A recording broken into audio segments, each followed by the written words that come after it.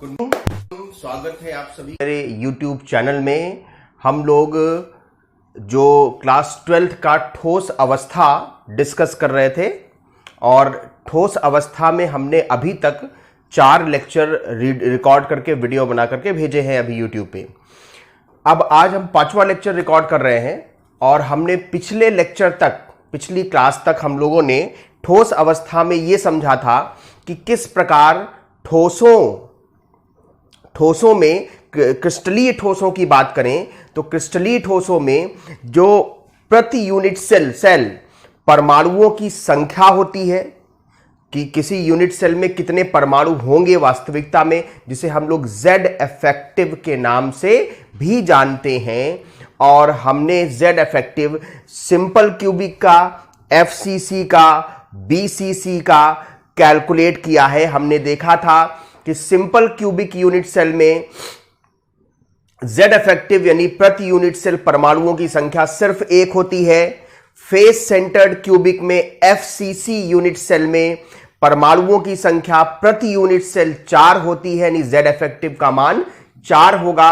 और body centred cubic में यानी BCC में प्रति यूनिट सेल परमाणुओं की संख्या केवल 2 होती है, यानी Z इफेक्टिव का मान BCC यूनिट सेल के लिए 2 होता है। हमने स्पष्ट किया था आपको कि अगर कोई अवयवी कण, कोई परमाणु, कोई अणु कोनों पर उपस्थित है, यूनिट सेल के कोनों पर उपस्थित है, तो उसका एक यूनिट सेल में योगदान होगा 1/8। इसी प्रकार अगर वो परमाणु या अणु या अवयवी कण हम कहें, अगर फेस के सेंटर पे, फलक के केंद्र पर होगा, तो उसका एक यूनिट सेल में योगदान, एक यूनिट सेल में कंट्रीब्यूशन होगा 1/2। तीसरा बताया था कि अगर कोई अवयवी कण काय के केंद्र पर उपस्थित है, कहां पर? काय के केंद्र पर। मैंने आपको बताया था कि जरूरी नहीं काय के केंद्र पर, काय में कहीं भी उपस्थित हो, बॉडी के अंदर कहीं भी उपस्थित हो, तो उसका पूरा एक योगदान होता है और उसका योगदान 1 होता है। इसी प्रकार कोर के केंद्र पर अगर कोई अवयवी कण है तो उसका योगदान प्रति यूनिट सेल 1/4 होता है, 1/4 होता है। तो यह चीज आपको बार बार ध्यान रखना पड़ेगा, तभी आप सूत्रों का आकलन कर पाएंगे। हमने पिछली क्लास में आपको एक क्वेश्चन, एक सवाल कराया था, जिस सवाल आपको देखो बोर्ड पे पीछे की तरफ लिखा हुआ दिखाई दे रहा होगा। यह क्वेश्चन है कि एक क्रिस्टलीय ठोस A, B और C 3 तत्वों से मिलकर बना है। तत्व A के परमाणु इकाई सेल के कोनों पर एवं फलक के केंद्रों पर, तत्व B के परमाणु समस्त कोर के केंद्रों पर एवं काय के केंद्रों पर, और तत्व C के 2 परमाणु प्रत्येक विकर्ण पर कोनों से 1/4 दूरी पर उपस्थित हैं। तो A कहां उपस्थित है? कोनों पर उपस्थित है और फलक के केंद्रों पर उपस्थित है। B कहां उपस्थित है? B आपका कोर के केंद्रों पर है ना, समस्त कोरों के केंद्रों पर और काय के केंद्र पर उपस्थित है। और एक काय विकर्ण जब हम बनाते हैं तो एक काय विकर्ण पर कोने से 1/4 दूरी पर एक परमाणु C का है, फिर 1/4 और चलेंगे तो काय केंद्र आएगा, फिर 1/4 चलेंगे तो फिर एक परमाणु C का मिलेगा और फिर आपका कोना आ जाएगा। तो इस तरह एक काय विकर्ण पर 2 C के परमाणु हैं, तो इस तरह के 4 काय विकर्ण बनेंगे, तो उस पे 8 C के परमाणु होंगे। ये वाला सेक्शन करा दिया था, ये आपको करने के लिए दिया था तीसरा वाला भाग। यदि किसी फलक के दोनों विकर्णों पर आने वाले परमाणुओं को हटा दिया जाए तो सूत्र क्या होगा? फलक, किसी फलक मतलब किसी एक फलक की बात हो रही है ना, किसी एक फलक की बात करें तो एक फलक पर 2 विकर्ण बनते हैं। ये देखिए मैं बना के दिखाता हूं आपको। एक क्यूब है, ये क्यूब है।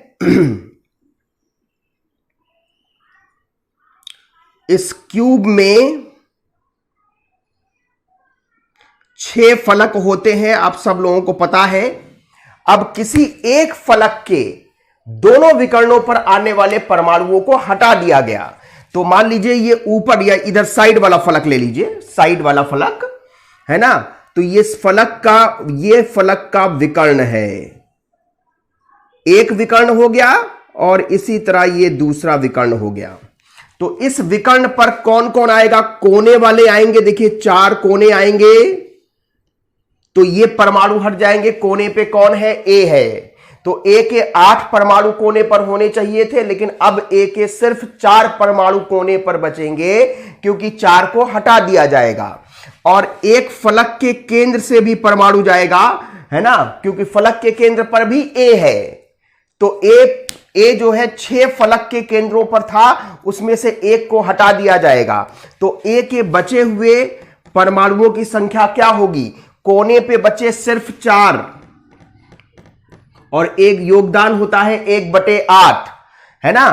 फलक के केंद्रों पर है तो 6 होते हैं फलक, 6 फलक के केंद्रों पर ए के परमाणु हैं, लेकिन उसमें से एक को हटा दिया गया, तो बचे कितने? 5 फलक के केंद्र, और इनका योगदान होता है 1/2। अभी बताया मैंने कि फलक के केंद्र पर उपस्थित परमाणु का योगदान प्रति यूनिट सेल 1/2 होता है।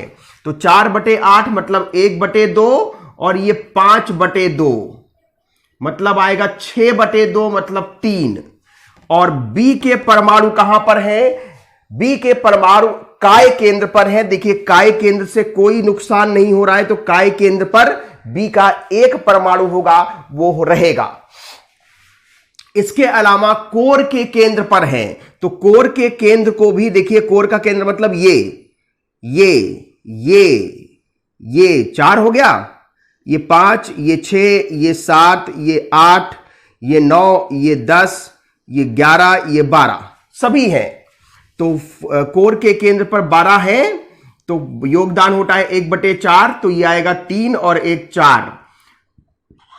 तो बी के 4 परमाणु प्रति यूनिट सेल होंगे।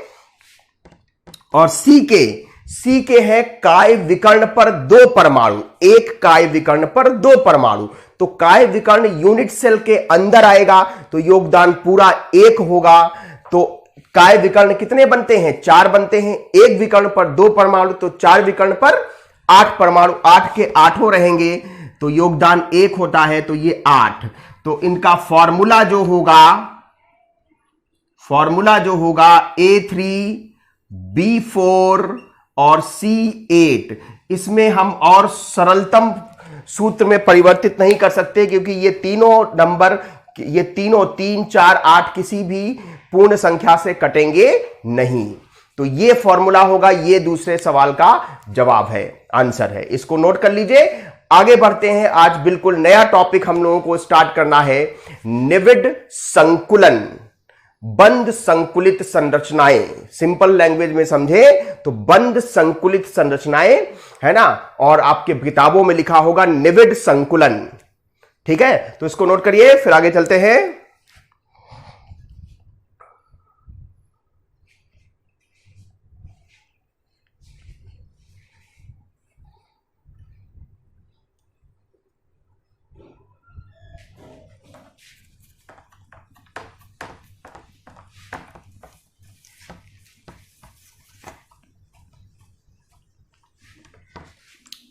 इस टॉपिक में हम लोग 3 चीजें पढ़ेंगे। टॉपिक है क्रिस्टल में परमाणुओं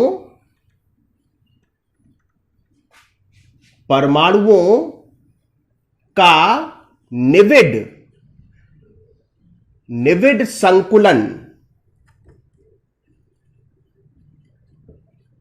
संकुलन, क्लोज पैकिंग कहते हैं निविड संकुलन को, है ना। संकुलन मतलब पैकिंग और निविड मतलब क्लोज। ठीक है, या इसी में हमें 2 बातें और, जो हमें 2 बातें और जानने को मिलेंगी, वो 2 बातें हैं रिक्तियों के बारे में हम जानेंगे, रिक्तियां, और समन्वय संख्या। इसी टॉपिक में हम ये 2 बातें भी डिस्कस करेंगे। अंग्रेजी में कहते हैं close packing of atoms in crystal, close packing of atoms in crystal. रिक्तियों को अंग्रेजी में कहते हैं voids and coordination number. Voids and coordination number. तो ये टॉपिक है, ये हेडिंग है। इस हेडिंग को समझने की कोशिश करेंगे, है ना। बहुत मुश्किल नहीं है, बस चीजें इसलिए थोड़ी कठिन हो जाती हैं क्योंकि ये 3D है, निविड संकुलन है, क्लोज पैकिंग है। 3D स्ट्रक्चर में हमको समझना पड़ता है, इसलिए चीजों को विजुअलाइज करना, है ना, समझ पाना थोड़ा सा मुश्किल है, लेकिन कोशिश करेंगे हम लोग तो हमें समझ में आएगा। देखिए, अगर निविड संकुलन हमें जानना है तो क्लोज पैकिंग अगर हमें समझना है तो क्लोज पैकिंग त्रिविमीय होता है। कैसा होता है? त्रिविमीय। लेकिन कोई भी त्रिविमीय संरचना अगर हमें बनानी है, 3 डायमेंशनल स्ट्रक्चर हमें बनाना है, तो पहले उसका 1 डायमेंशन एक विमीय संरचना बनानी पड़ेगी, फिर उस एक विमीय संरचना से द्विविमीय संरचना बनानी पड़ेगी, और फिर द्विविमीय संरचना से त्रिविमीय संरचना बनानी पड़ती है। तो हमें इसको 3 टॉपिक में डिस्कस करना है। एक विमीय,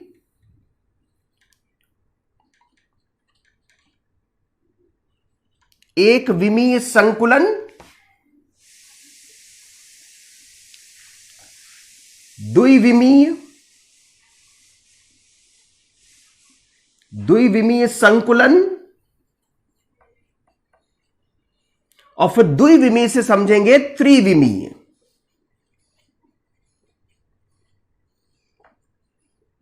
संकुलन अंग्रेजी में भी लिख लीजिए, 1 डायमेंशन, पूरा इंग्लिश में लिख दें, 1 डायमेंशनल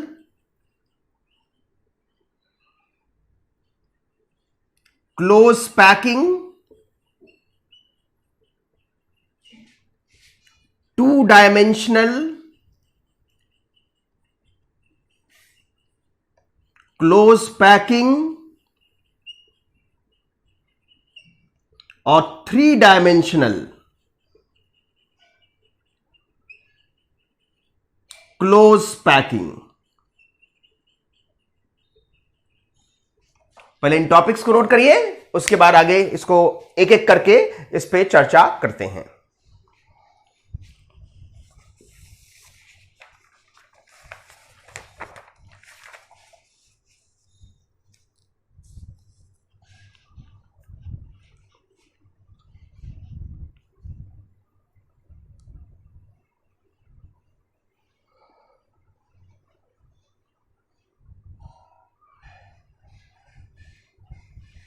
चलिए पहले बात करते हैं एक विमीय संकुलन की।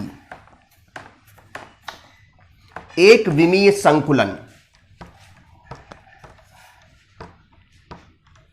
देखते हैं कि एक विमीय संकुलन क्या है। एक विमीय संकुलन, एक विमीय संकुलन।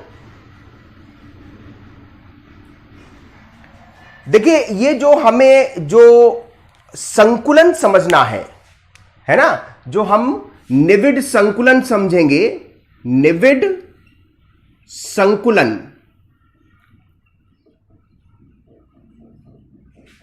ये गोलक मॉडल के आधार पर समझेंगे। गोलक मॉडल या space filling model, space filling model के आधार पर समझेंगे, के आधार पर इसको समझा जाएगा। इसमें, इस मॉडल में जो अवयवी कण हैं, अवयवी कणों को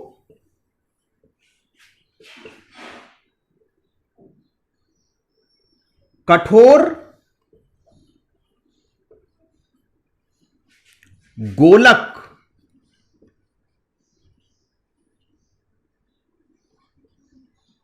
माना जाता है।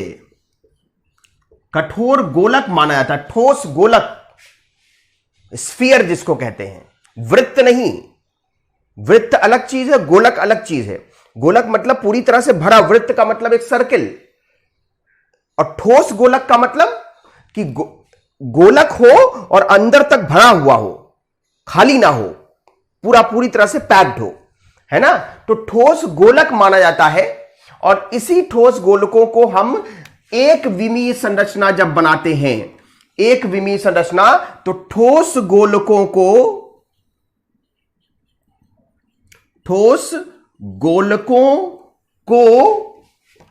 एक पंक्ति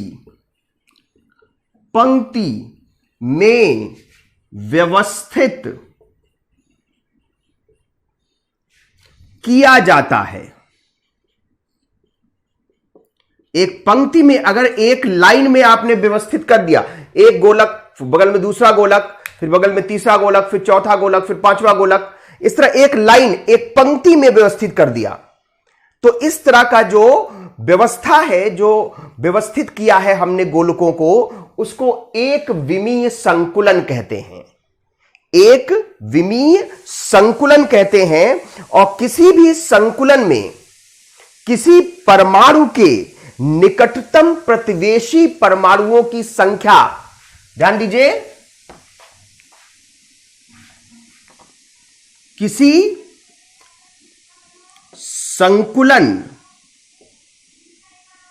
किसी भी संकुलन में, एक विमीय संकुलन हो, द्विविमीय संकुलन हो, त्रिविमीय संकुलन हो, किसी भी संकुलन में किसी परमाणु के, कोई भी परमाणु है, कोई गोलक है, उसके निकटतम प्रतिवेशी परमाणुओं, उसके निकटतम प्रतिवेशी का मतलब कि ऐसे आसपास के गोलक जो उसके डायरेक्ट कांटेक्ट में हो, उसे कहेंगे निकटतम प्रतिवेशी, है ना। तो किसी संकुलन में किसी परमाणु के निकटतम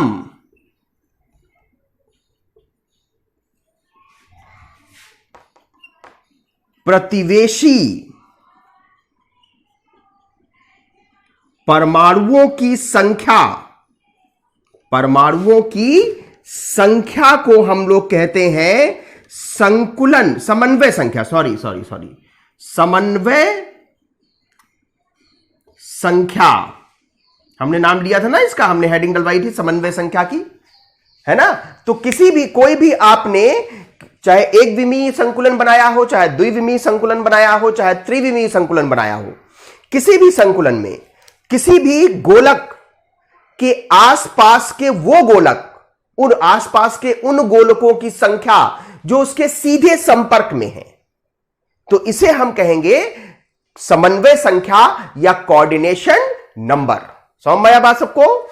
ये नोट करिए पहले। तो इस एक विमीय संरचना को समझते हैं।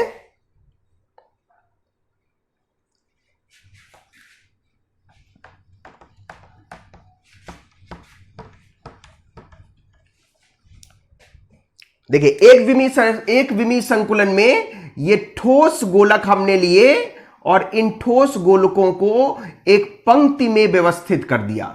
इस तरह से एक के बगल में एक को लगाते जाइए, ये जो व्यवस्था बनेगी इसे कहेंगे एक विमीय संकुलन। ये परमाणुओं का या ठोस गोलकों का एक विमीय संकुलन है। और इस एक विमीय संकुलन में एक गोलक को आसपास के दो गोलक छू रहे हैं, उसके निकटतम प्रतिवेशी गोलकों की संख्या 2 है, तो समन्वय संख्या जो है इसमें कितनी हुई? 2 हो गई।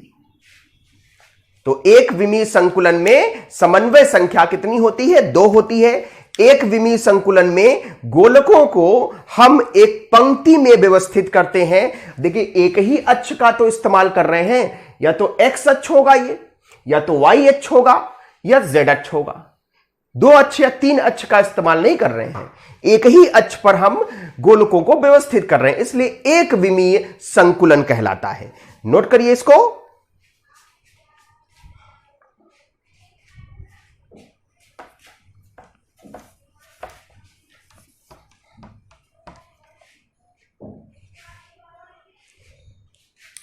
उसके बाद देखिए द्विविमीय संकुलन। द्विविमीय संकुलन, एक विमीय संकुलन हो गया, उसके बाद द्विविमीय संकुलन।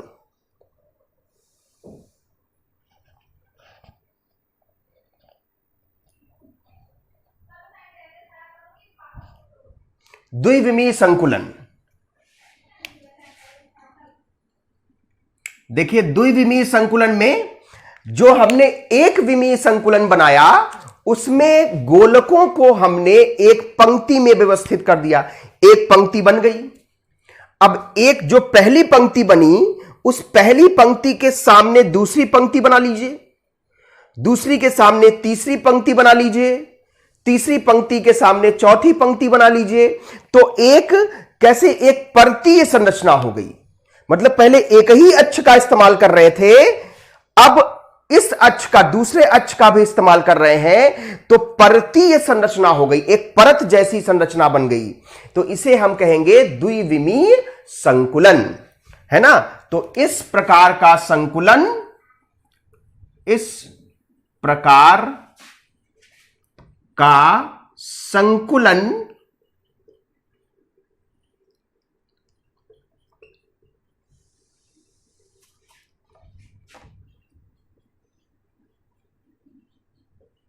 गोलकों की कई पंक्तियों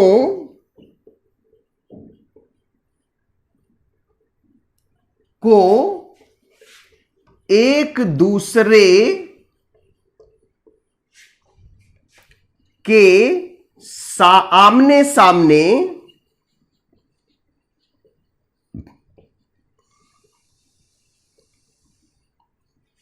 व्यवस्थित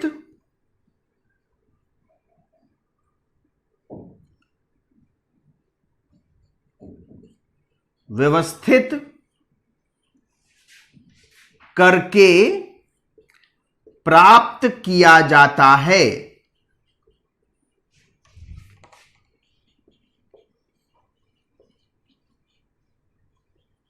द्विविमीय संकुलन में परतीय संरचना प्राप्त होती है।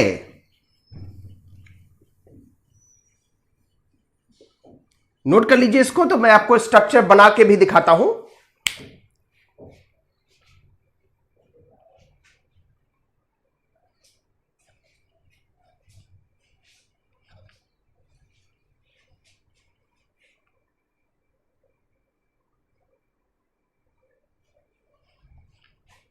देखिए स्ट्रक्चर बना के देखते हैं स्ट्रक्चर में कैसे आएगा। इसको मिटाते नहीं है, इसी में बनाने की कोशिश करते हैं।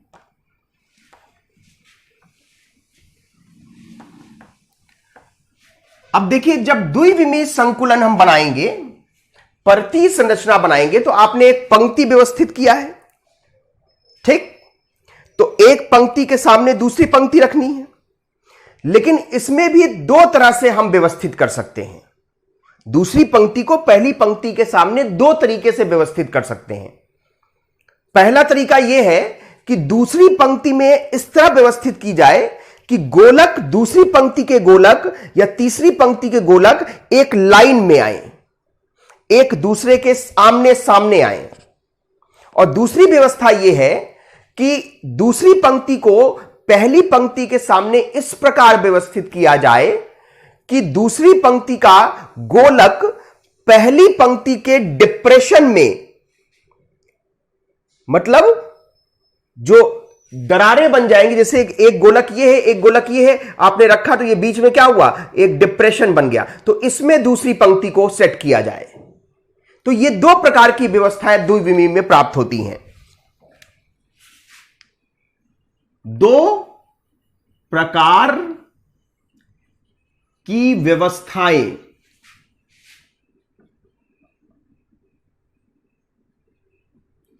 प्राप्त होती हैं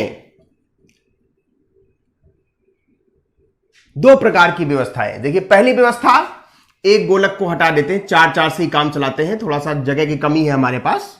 दूसरी पंक्ति के गोलक को पहली पंक्ति के गोलक के बिल्कुल सामने रखेंगे।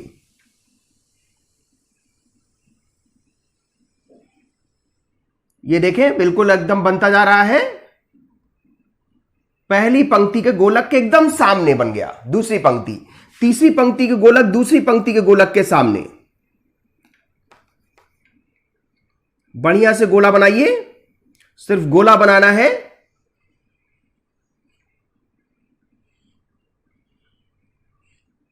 थोड़ा ऊपर नीचे गोलक बन जाएंगे, कोई परेशानी नहीं है, बनाना ही है, हाथ है तिरछा मिर्छा हो जाता है।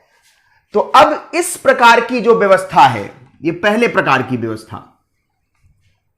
इस प्रकार की व्यवस्था में आप अगर ध्यान से देखें तो एक गोलक के निकटतम प्रतिवेशी गोलकों की संख्या, देखिए इसको कौन टच कर रहा है, ये वाला टच कर रहा है, ये वाला टच कर रहा है, ये वाला टच कर रहा है, ये वाला टच कर रहा है, सबको मिलाइए। देखिए बिल्कुल एकदम स्क्वायर की तरह, वर्ग की तरह बन जाएगा, है ना, बिल्कुल वर्ग की तरह। तो इसे कहते हैं द्विविमीय वर्ग निविड संकुलन।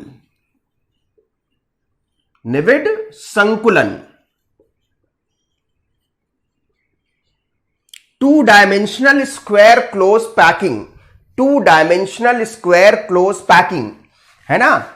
अब देखिए इसका समन्वय संख्या जो आएगी, 4 ही तो इसके संपर्क में है, तो समन्वय संख्या 4 होगी। तो यह है द्विविमीय वर्ग निविड संकुलन, द्विविमीय वर्ग निविड संकुलन, जिसकी समन्वय संख्या कितनी है, 4 है। दूसरा तरीका क्या है, मैंने आपको समझाया, पहले पहली पंक्ति बनाइए, पहली पंक्ति बनाओगे तभी आप दूसरी पंक्ति को रख पाओगे।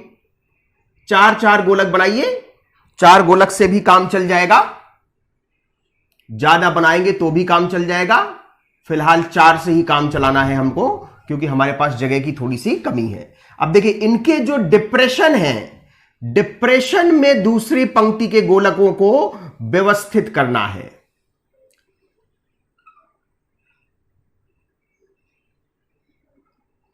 ये रखा। अब इनके डिप्रेशन में तीसरी पंक्ति के गोलक को इनके डिप्रेशन में बिल्कुल आराम से रखते जाइए, थोड़ा छोटा बड़ा बन जाए कोई परेशानी नहीं, ये ऐसी व्यवस्था मिलेगी आपको, है ना। तो इसमें देखिए कि एक गोलक के निकटतम प्रतिवेशी गोलकों की संख्या कितनी है। तो इसको ये वाला छू रहा है, ये वाला छू रहा है, ये वाला छू रहा है, ये भी छू रहा है, ऊपर ये भी छू रहा है और ये भी छू रहा है। तो जरा सा मिलाइए सभी बिंदुओं को, एक षटकोणीय संरचना नहीं बन गई, षटकोणीय संरचना। तो इसे कहते हैं द्विविमीय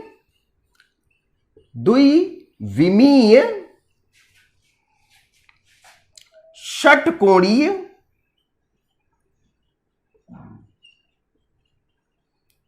निविड संकुलन,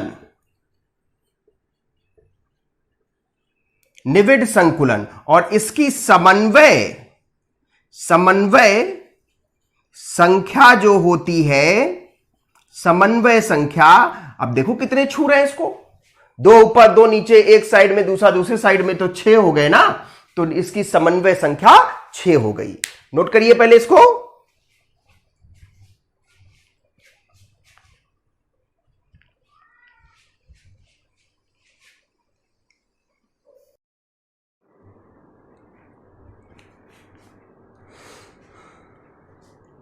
तो ये द्विविमीय निविड संकुलन था।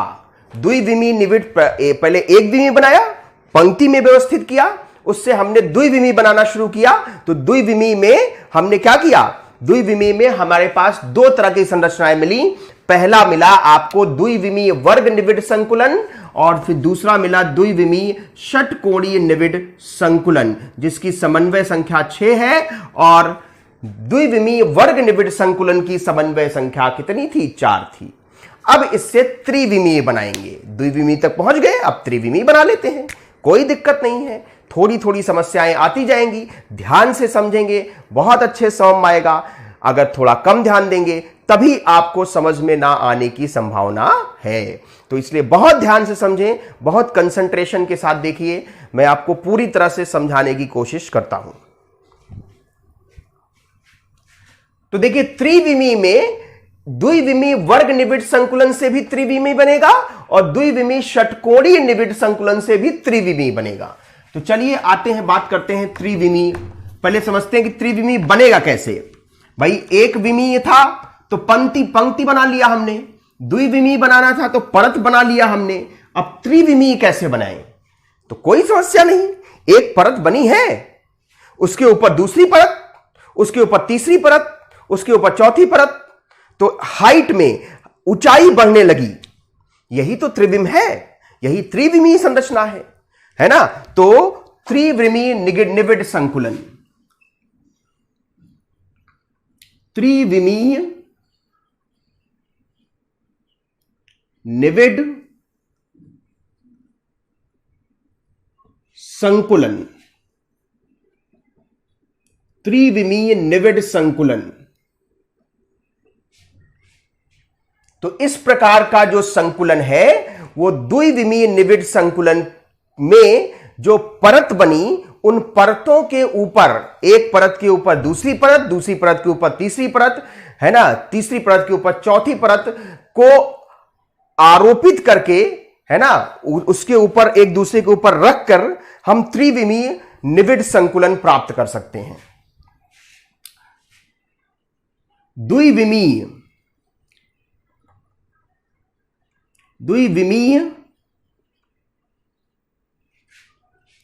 निविड संकुलन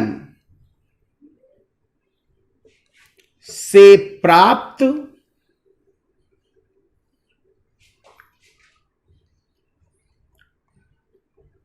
परतों के ऊपर दूसरी परत को दूसरी परत के ऊपर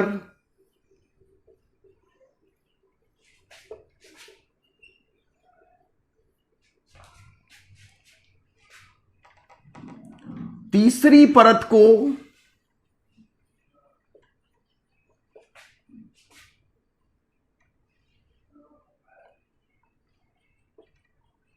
रखकर त्रिविमीय निविड संकुलन प्राप्त होता है। संकुलन प्राप्त होता है।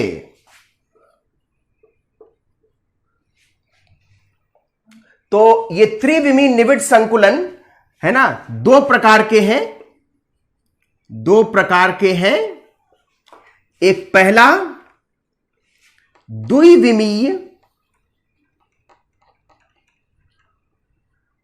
वर्ग निविड संकुलन से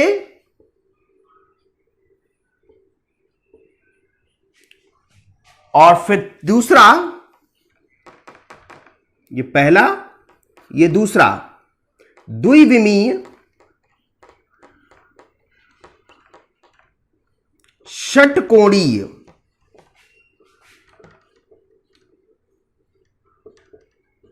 निविड संकुलन से।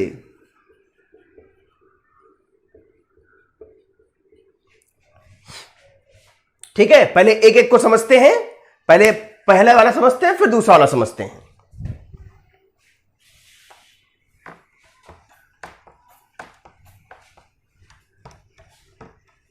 पहला लेते हैं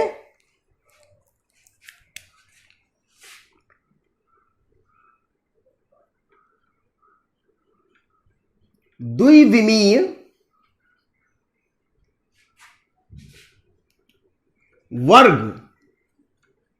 वर्ग निविड संकुलन से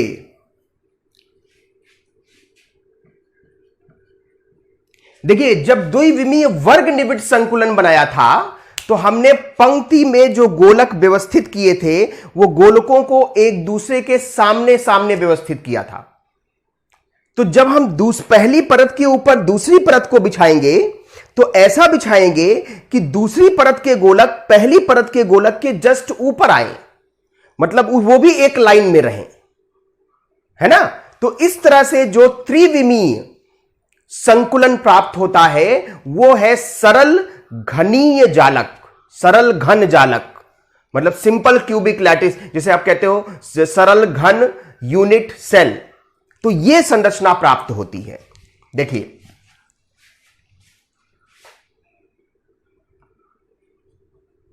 परतों को एक दूसरे के ऊपर इस प्रकार बिछाएंगे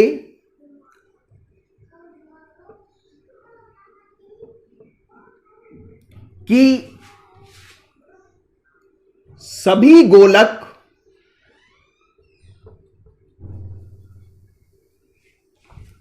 एक सीध में आए।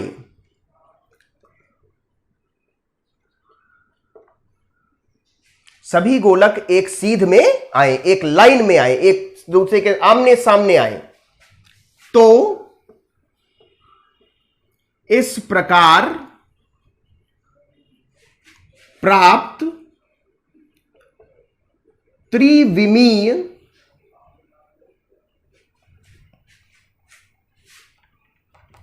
निविड संकुलन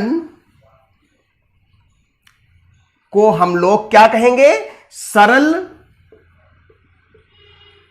घन जालक, सरल घन जालक, सिंपल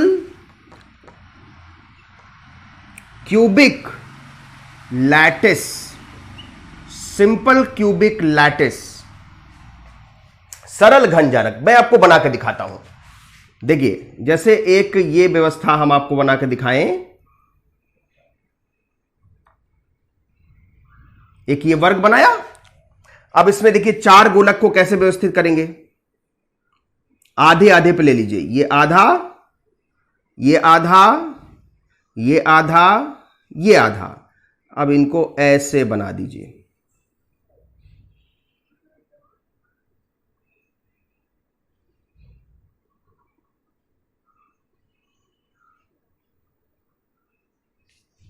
अब इसको बढ़ा लीजिए। गोलक बनाने हैं ना, तो गोलक बना दीजिए।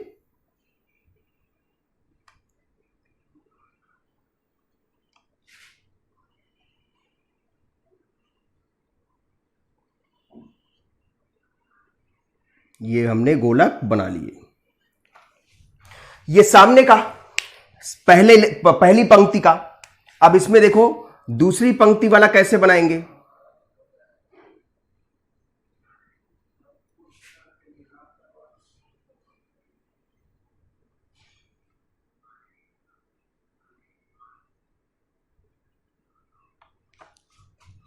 अब देखिए ये चार कोने, ये चार कोनों पे जो स्फीयर होंगे, ये है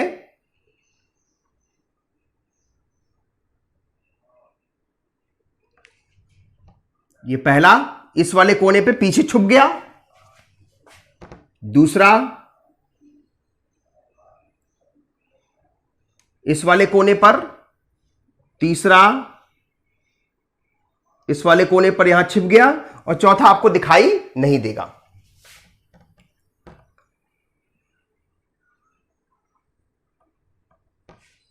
ठीक है, अब इनको देखो मिला लीजिए आप।